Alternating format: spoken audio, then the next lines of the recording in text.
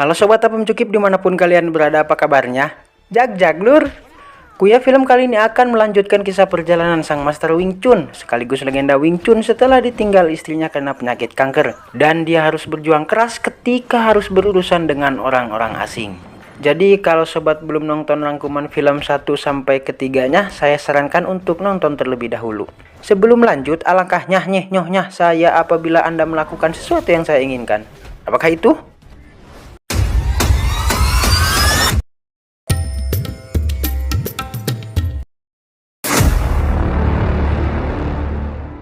Lanjut, diawali dengan memperlihatkan sang Master Wing Chun yaitu Yip Man yang diagnosa mempunyai penyakit yang sama seperti mendiang istrinya, yaitu kanker ganas di kepala dan leher. Yang mana dokter mengatakan bahwa penyebab utamanya adalah rokok, dan dokter juga menyarankan untuk berhenti merokok.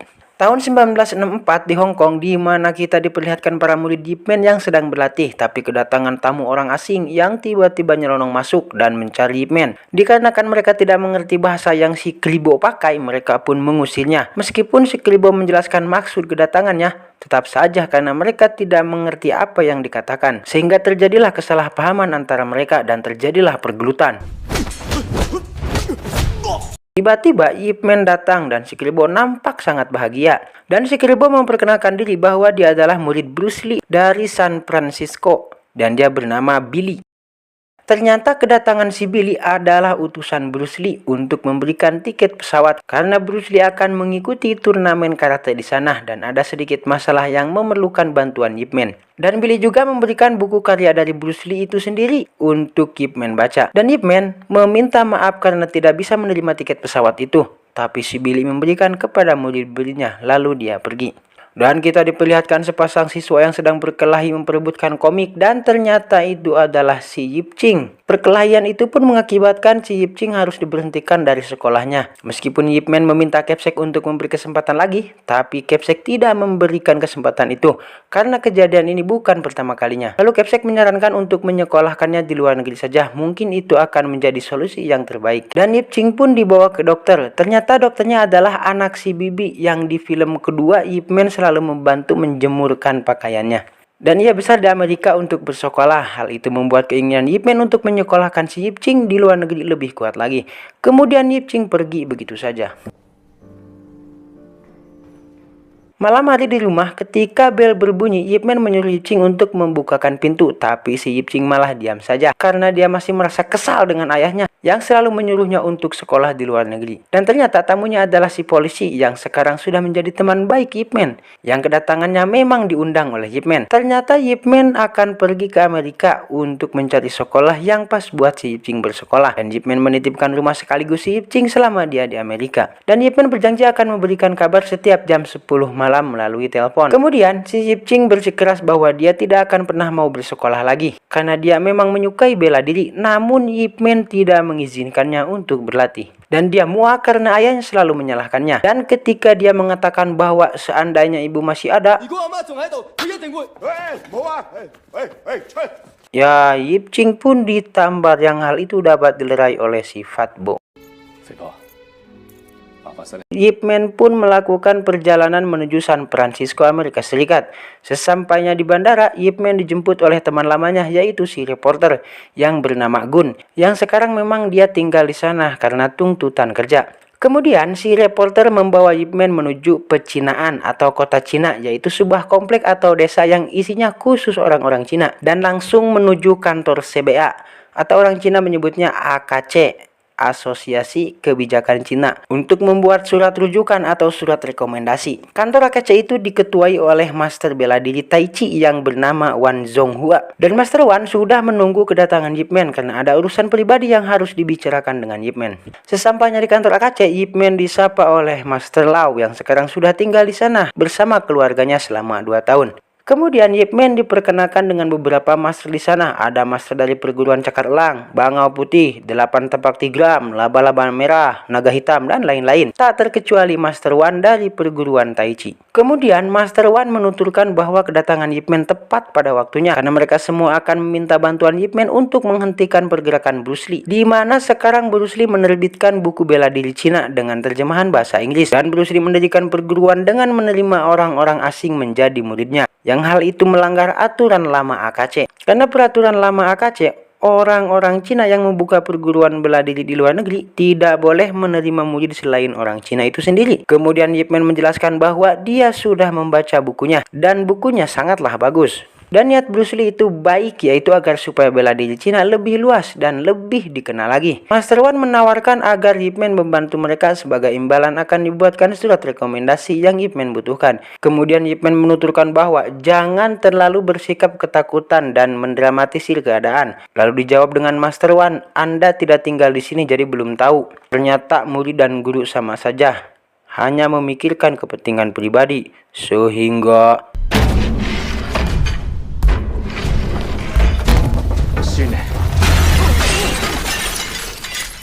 surat rekomendasi itu pun tidak didapatkan oleh Yip Man. Kemudian Yip Man pergi.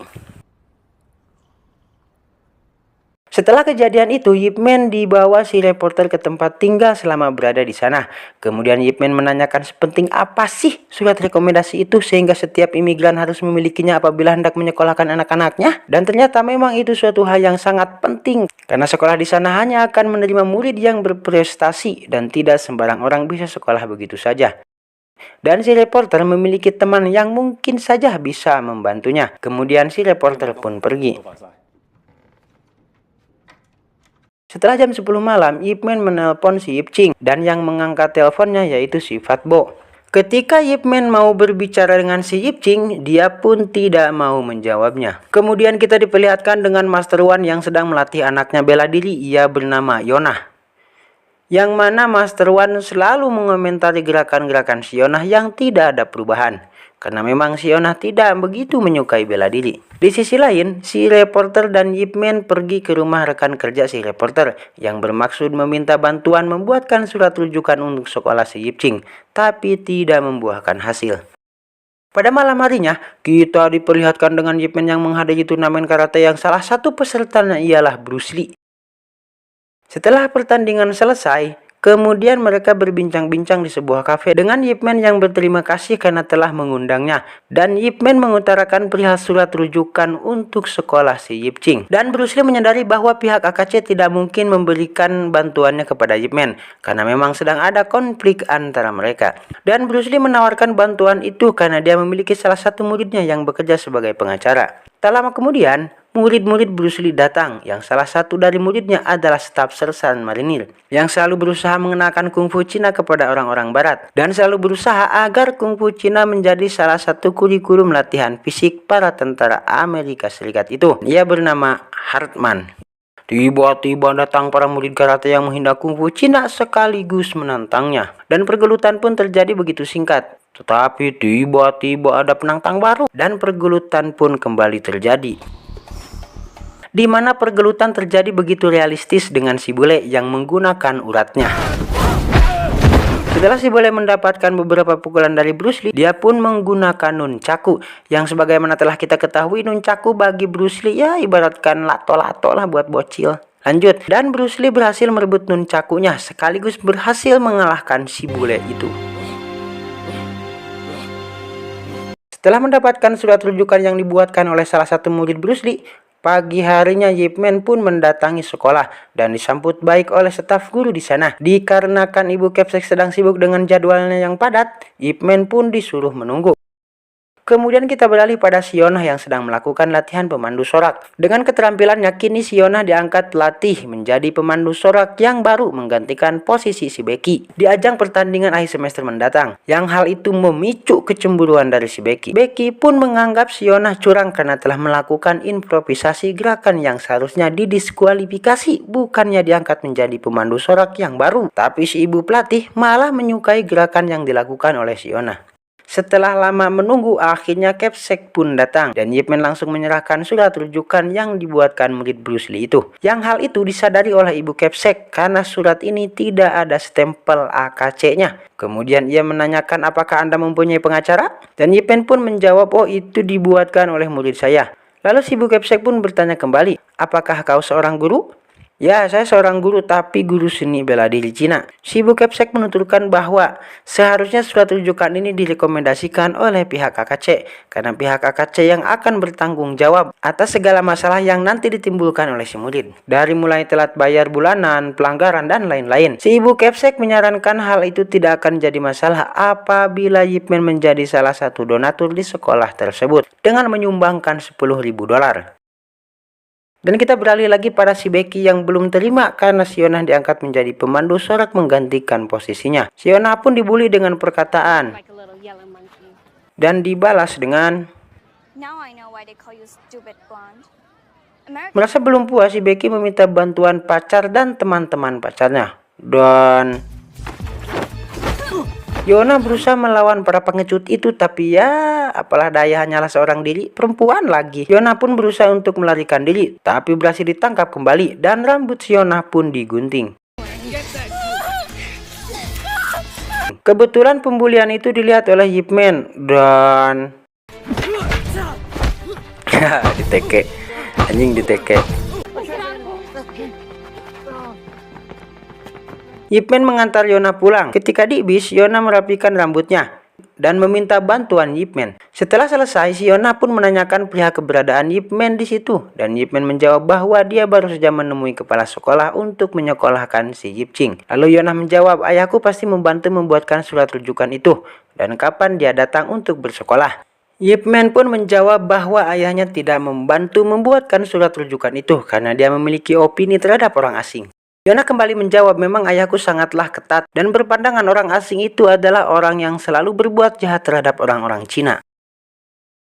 Dan kita beralih pada si Becky yang playing victim atas kejadian tadi. Dan si ibu yang mengetahui hal itu langsung panik dan menelpon suaminya agar segera pulang. Kemudian kita beralih pada si Yonah yang sampai di rumah dan langsung meminta ayahnya untuk membuatkan surat rujukan untuk Yip Man. Master Wan melihat memar dan rambut si Yonah yang acak-acakan. Ia pun bertanya, apakah kau berkelahi? Si Yonah pun menjawab tidak, sehingga dan si Yonah pun marah karena selalu disalahkan. Dan dia menjelaskan kejadian yang sebenarnya. Dan hal itu dapat dilerai oleh Yip Man. Tapi si Master Wan malah mengatakan bahwa inilah sebabnya saya melarang Bruce Lee menerbitkan buku. Karena kau tidak tinggal di sini, jadi kau tidak paham. Bahkan mereka akan mengusir warga Cina dari sini. Dan si Master Wan tidak terima ketika Yip Man menanyakan perihal usaha apa yang pernah Master Wan lakukan untuk mencegah hal itu terjadi. Ketika Yip Man hendak pergi, Master Wan mengatakan bahwa jangan memanfaatkan anakku untuk mendapatkan surat rujukan itu. Dapatkanlah dengan gentle.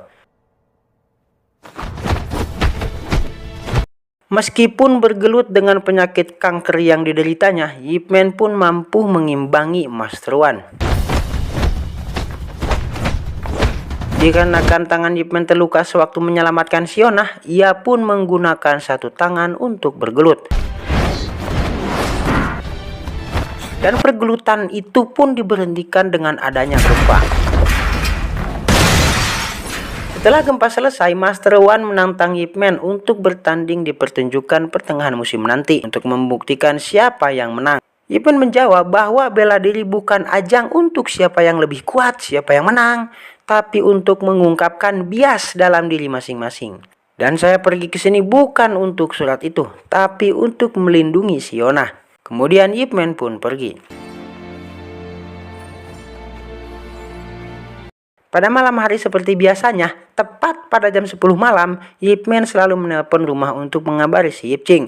Tapi dengan watadosnya, si Yip Ching malah pergi dengan beralasan akan membeli cemilan.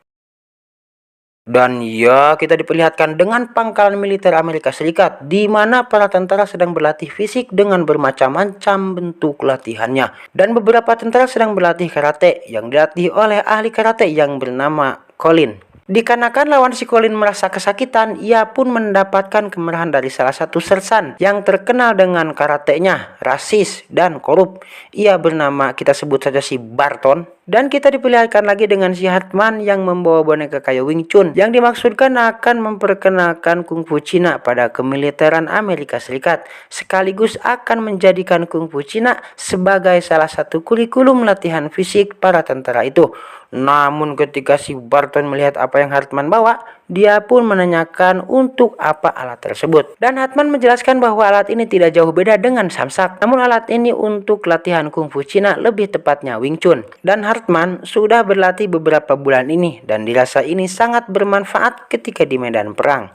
Si Barton pun menyuruh untuk membawa keluar alat ini karena tempat ini bukan museum untuk menyimpan barang kuno Cina. Dan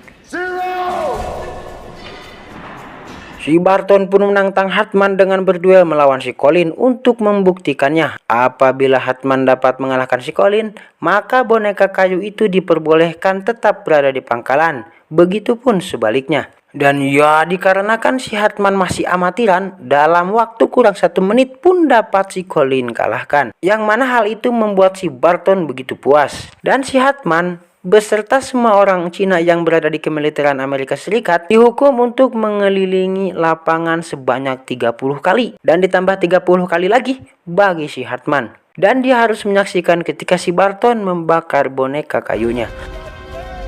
Di pagi hari ketika Yip Man sedang wudud, sedangkan dokter melarangnya karena penyakit yang dideritanya. Tapi apalah daya, ngeunah udah bari ngopi isuk-isuk coba bari batuk ge. Tiba-tiba datang Sionah dengan membawa surat rujukan yang sudah berstempel AKC. Namun ketika Yip Man mengetahui bahwa surat itu dibuatkan oleh Sionah sendiri tanpa memberitahu ayahnya, Yip Man pun langsung merobek surat itu. Dan Yip Man tidak habis pikir dengan kelakuan anak zaman sekarang yang bertindak tanpa memikirkan akibatnya. Padahal itu ceritanya tahun 1964 loh, apalagi anak zaman sekarang di tahun 2024. Nah, yang tindakan Yip Man itu membuat si Yonah bad mood. Anjay, bad mood, bete atulah. Si Yonah pun menuturkan bahwa dia tidak peduli dengan ayahnya karena saya selalu memandangnya salah hanya karena dia tidak menyukai bela diri. Sebagai contoh, Sionak menjadi pemandu sorak pun salah dan tidak menyukai bela diri juga salah. Yip Man menyarankan agar Sionak menjadi pemandu sorak di acara karnaval pertengahan musim nanti. Yang saran itu membuat Sionak senang karena mendapatkan dukungan. Kemudian Sionak pun berangkat ke sekolah. Ayah si Becky yang bernama Andre baru saja tiba di rumah dan menanyakan apa yang terjadi.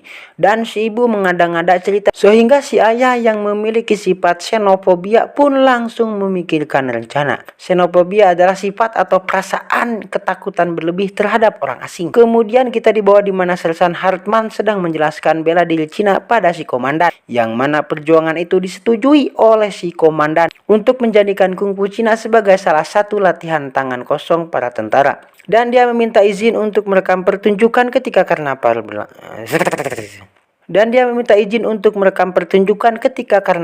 berlangsung. Dan si komandan pun mengizinkannya. Kemudian datang si Barton yang akan menyangkal, tetapi si komandan sudah menyetujuinya. Sehingga membuat si Barton bertindak lebih jauh dengan menyuruh si Colin agar datang ke pecinaan ketika acara karnaval pertengahan musim berlangsung dan mengalahkan semua master kungfu yang ada di sana. Tibalah saatnya karnaval itu berlangsung, dibuka dengan pertunjukan bagongsai yang dihadiri seluruh masyarakat pecinaan dan seluruh master-master kungfu yang tinggal di pecinaan itu. Dan Yip Man pun menghadiri acara itu. Tak terkecuali si Hartman yang sedang melakukan tugasnya yaitu merekam. Sekilas kita diperlihatkan dengan Master Wan yang didatangi ayah si Becky dan menangkap Master Wan dengan alibi ada imigran ilegal yang tinggal di pecinaan. Dan ketika pertunjukan berlangsung, tiba-tiba si Colin datang dengan rekan-rekannya dan mempertontonkan dia memecahkan batu bata, yang membuat mereka bingung siapa yang mengundang orang-orang barat ini. Dengan polontongnya, si Colin menantang semua master-master kungfu di sana. Di sela-sela itu, satu warga mencari Master Wan. Dan satu warga lainnya memberitahu bahwa Master Wan dibawa anggota INS atau Departemen Keamanan Naturalisasi dan Imigrasi Amerika Serikat. Dan Master Lau dapat dikalahkan dengan satu tendangan oleh si Colin. Who's next? Dilanjutkan dengan master kedua yang juga dapat dikalahkan dengan satu tonjokan saja. Dilanjutkan dengan Master Liang yang bertahan beberapa saat namun pada akhirnya dapat dikalahkan juga. Tetapi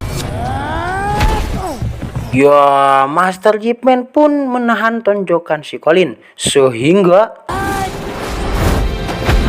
ya, pergelutan pun 90% dikuasai oleh Ip Man. Sehingga dengan Wing Chunnya si Colin pun dapat Ip Man kalahkan, yang membuat warga bergembira. Dan dia memberitahu Sionah bahwa ayahnya ditangkap oleh petugas imigrasi.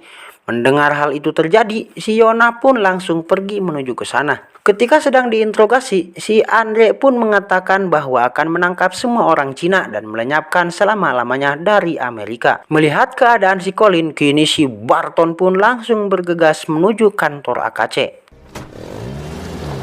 Sesampainya Ip Man di kantor INS, si Billy yang memang bertugas di situ pun menyarankan agar supaya mereka menjauh dari pecinaan karena petugas imigrasi akan menangkap semua orang di sana. Ketika sedang memberitahu hal itu kepada para master, datanglah si Barton dan langsung menghajar semua orang yang berada di sana. Didapati satu orang yang belum kelihatan, yaitu Master Wan. Dia pun langsung menanyakan keberadaannya.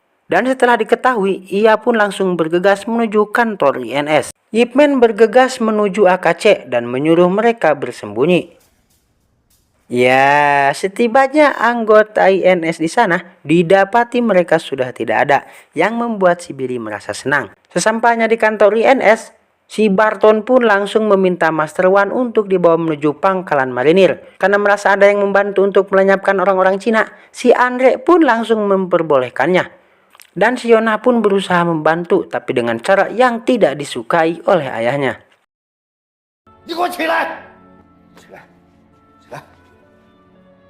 Ternyata Ip Man beserta para master lainnya akan mengungsi di tempat latihan Bruce Lee. Ya, si Barton pun langsung membangunkan semua para prajurit untuk membuktikan pada mereka bahwa karate lebih baik daripada kungfu Cina. Dan pergelutan pun terjadi.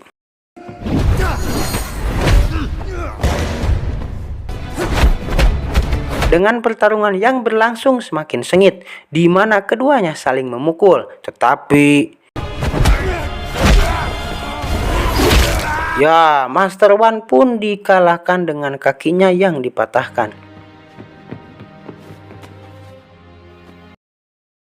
Dan mereka menceritakan kearoganan orang bule terhadap mereka yang selalu berusaha untuk mengusir orang-orang Cina. Tapi tiba-tiba ada telepon dari si Hartman memberitahu bahwa Master Wan terluka parah dan sedang berada di rumah sakit. Ip Man pun menuju rumah sakit. Setelah melihat keadaan Master Wan dan sedikit merenung, Ip Man pun menelpon si Yip Ching. Pada akhirnya si Pat Bo lah yang mengangkat teleponnya. Dan Ip Man memberitahu bahwa dia mengidap penyakit kanker dan meminta untuk berbicara dengan si Yip Ching. Namun si koplok Yip Ching sedikit matanghul dan si Pat Bo memberitahu bahwa ayahnya mengidap kanker. Hekehet bapak saya bebelaan kergelinggi mangkat ke Amerika. Ini kan tempat sakilana alus semua jang hirup sia di ditu. Nah, Risia menikuh setibang yang kolot ngobrol ge. Lanjut, barulah dia menjawab telepon itu. Dan Ip Man berjanji akan mengajarkan Wing Chun setelah pulang nanti.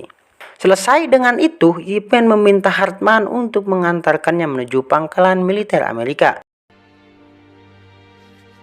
Dan kita diperlihatkan dengan si Barton yang sedang memberikan arahan kepada para prajurit, namun dengan bahasa yang sangat rasis. Dan setibanya di pangkalan militer itu, si Hartman pun langsung menantang si Barton untuk berduel melawan Ip Man. Dan ajakan itu disetujui. Dimulailah pergelutan itu. Di awal-awal, Ip Man terkena pukulan demi pukulan yang membuatnya terkapar. Namun Ip Man pun bangkit kembali dengan segala kekuatannya. Dan dapat mengalahkan si Barton. Yang hal itu dapat tepuk tangan dari si Hartman. Kemudian diikuti oleh semua para prajurit. Lalu Master Wan memberikan surat rujukan itu yang pernah ia buat sebelumnya. Dan Ip Man memutuskan untuk pulang.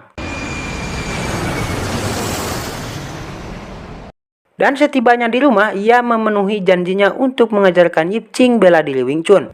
Dikarenakan Ip Man sudah merasa tidak kuat lagi, Ip Man pun menyuruh si Yip Ching untuk merekam gerakannya.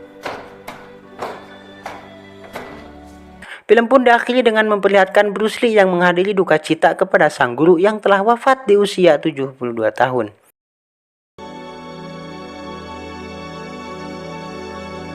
Pesan yang bisa kita ambil dari film ini adalah perjuangkanlah keadilan meskipun melawan yang lebih berkuasa dalam tatanan manusia. Meskipun kita gugur, sejatinya kita berada dalam kebenaran. Begitu juga dengan hawa nafsu yang selalu lebih berkuasa atas pengendalian diri kita. Lawanlah guys, meskipun selalu terjatuh. Karena nilai sesungguhnya bukan dilihat dari keberhasilan, tapi dari tekad dan perjuangan. Itu, kepada seluruh sobat Apem Cukip dimanapun kalian berada, saya selalu ucapkan terima kasih.